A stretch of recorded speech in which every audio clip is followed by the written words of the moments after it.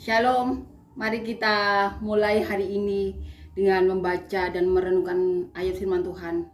Kiranya setiap perkataan Tuhan yang kita baca dan renungkan hari ini menjadi penopang hidup kita, menjadi pelita bagi kita sampai selama-lamanya, sampai kesudahannya. Kita juga menceritakan bersaksi bagi Tuhan kepada orang-orang sekitar kita. Bahkan kalau kita diizinkan Tuhan, kita bersaksi sampai ke ujung dunia. Semuanya untuk apa? Semuanya untuk kemuliaan Tuhan, agar orang-orang tahu bahwa Tuhan kita itu nyata. Tuhan kita itu benar-benar juru selamat dunia. Tuhan kita itu benar-benar Tuhan yang peduli. Bahkan saat manusia puluhan tahun sebelumnya mau mengalami sesuatu hal yang menyebabkan banyak orang kehilangan nyawa, Tuhan puluhan tahun sebelumnya sudah berbicara kepada saya. Dan kita berharap kita berharap apa yang Tuhan Yesus lakukan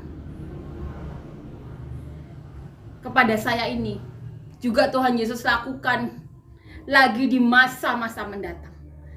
Kepada anak cucu kita Tuhan Yesus masih berbicara. Tuhan Yesus masih berkenan untuk menampakkan dirinya. Apabila masih ada orang-orang yang mengasihi Tuhan Yesus, sehingga Bapa berkenan untuk mengirimkan Roh Kudus, yang mana Roh Kudus itu adalah bagian dari diri Bapa sendiri, sehingga manusia masih bisa berbicara kepada Bapa secara langsung, berkomunikasi. Itu nyata, benar-benar ada. Banyak para pendeta atau pelayan Tuhan atau orang-orang biasa yang mengalami itu. Kita berharap anak-anak kita tetap merasakan hal itu, merasakan Roh Kudus itu, bahkan berbicara langsung. Mari kita saling mendukung, saling menguatkan dengan apa? Dengan membaca firman ini, merenungkannya, mempraktekannya, menceritakan kepada orang-orang. Ini tugas kita sebagai murid-murid Tuhan Yesus. Dan kiranya pujian-pujian yang kita dendangkan atau lagukan meneguhkan iman kita dan meneguhkan iman-iman orang yang mendengarnya, semakin menguatkan kita untuk dapat menjadi berkat dalam bentuk apapun bagi orang lain. Karena apa? Karena itu tugas kita sebagai murid-murid Tuhan Yesus. Mari kita saling mendukung untuk melakukan apa yang harus kita lakukan sebagai murid-murid Tuhan Yesus, atau sebagai anak-anak terang, atau sebagai sahabat-sahabat Tuhan Yesus. Dan untuk bisa disebut sahabat-sahabat Tuhan Yesus, anak-anak terang, atau anak-anak Tuhan, kita harus melakukan apa yang diperintahkan Tuhan. Itu juga disebut mengasihi Tuhan. Amin ya, kita saling menguatkan. Kita akan nyanyikan lagu yang pertama.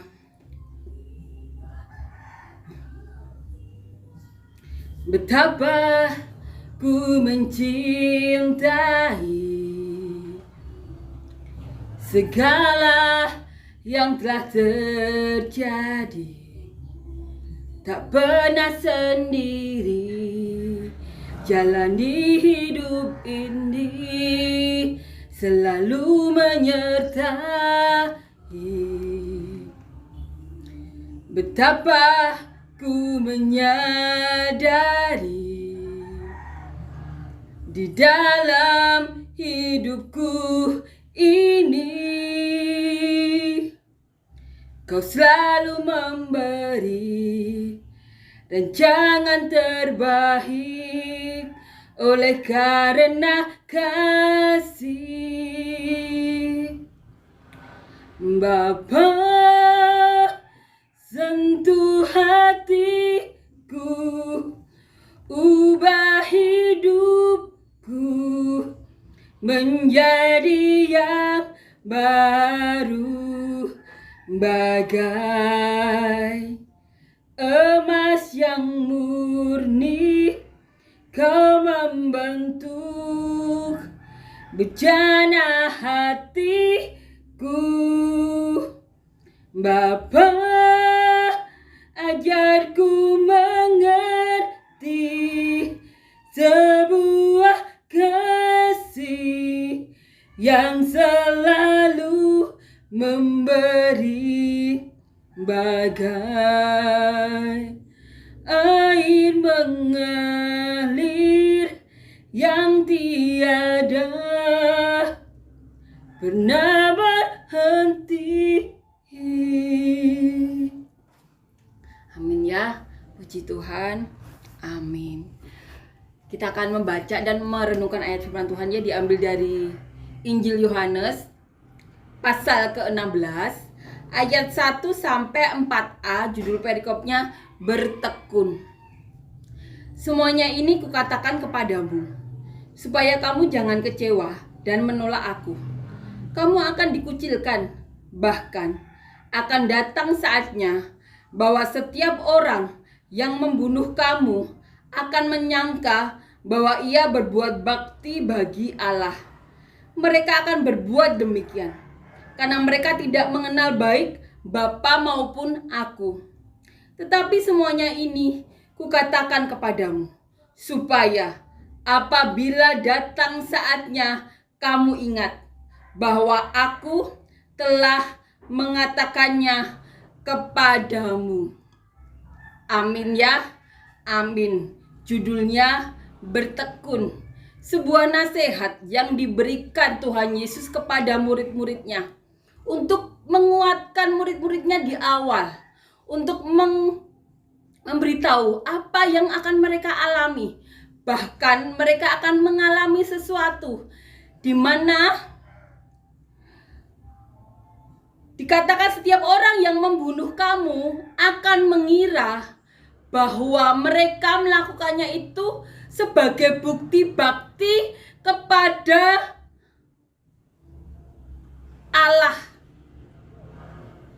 Ini Tuhan Yesus ceritakan atau katakan sebelum Tuhan Yesus disalib. Tuhan Yesus sebelumnya mengingatkan, bertekunlah saat menghadapi apapun.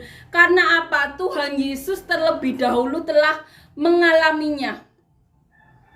Tidak seperti murid-murid Tuhan saat ini ya, atau para misioner saat ini yang keadaannya itu 180 derajat. Dahulu berbeda.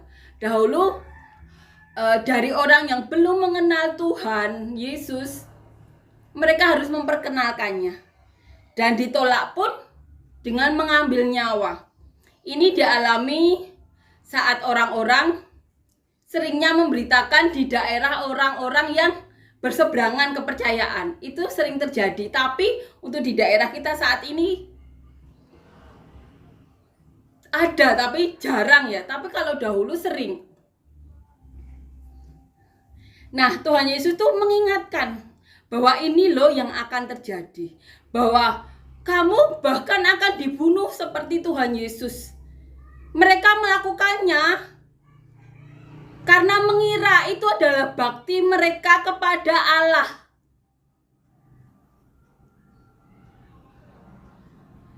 Tuhan Yesus sudah mengingatkan murid-muridnya. Kita akan ini ya, baca dan renungkan dari ayat awal perikop ini. Dikatakan di sini, semua ini kukatakan kepadamu supaya kamu jangan kecewa dan menolak aku. Jadi ini dikatakan Tuhan Yesus kepada murid-muridnya, saat kamu menghadapi apapun, jangan kecewa dan menolak Tuhan Yesus.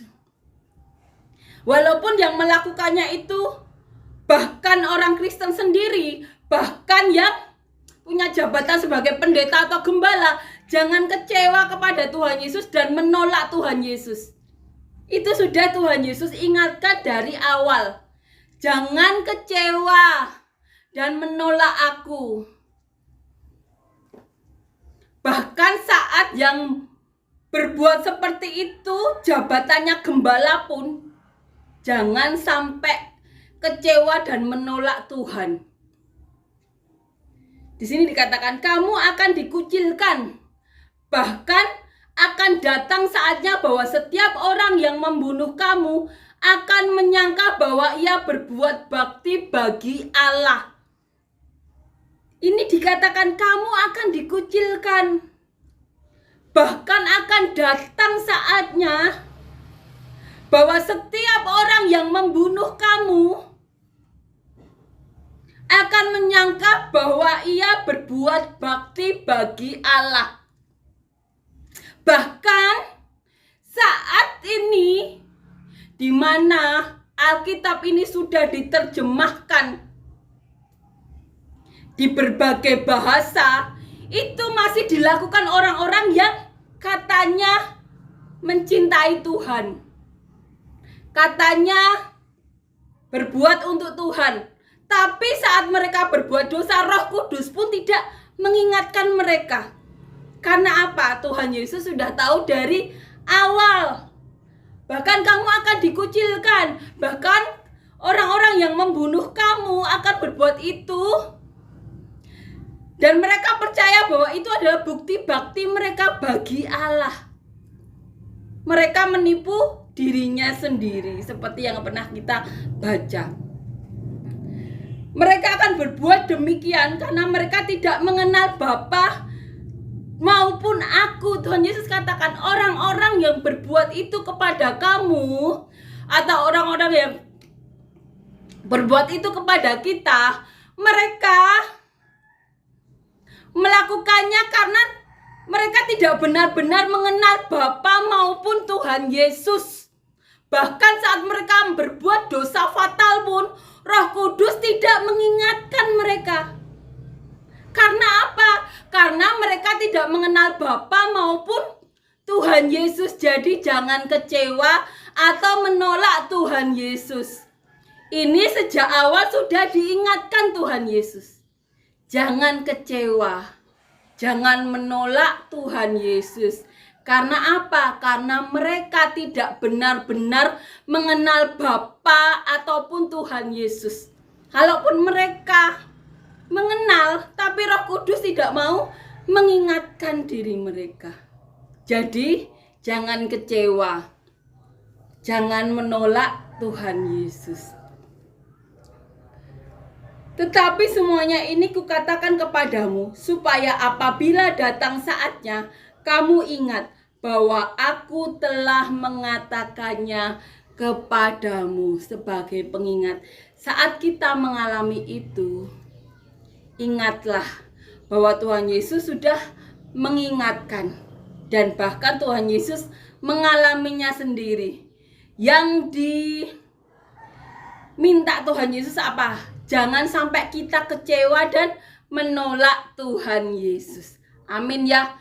Pengingat kita, penguat kita. Terima kasih. Kiranya renungan ini benar-benar menguatkan kita. Menguatkan kita bahwa apapun yang terjadi atau dialami kita, Tuhan Yesus sudah mengalami, bahkan sudah memperingatkan.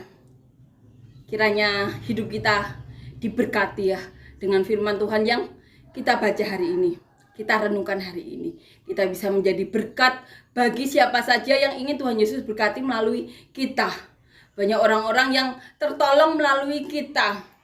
Kita menjadi kepanjangan tangan Tuhan Yesus. Amin ya. Amin. Kita akan nyanyikan lagu yang kedua. Lapangkanlah tempat kemahmu, bentangkan tenda kediamanmu.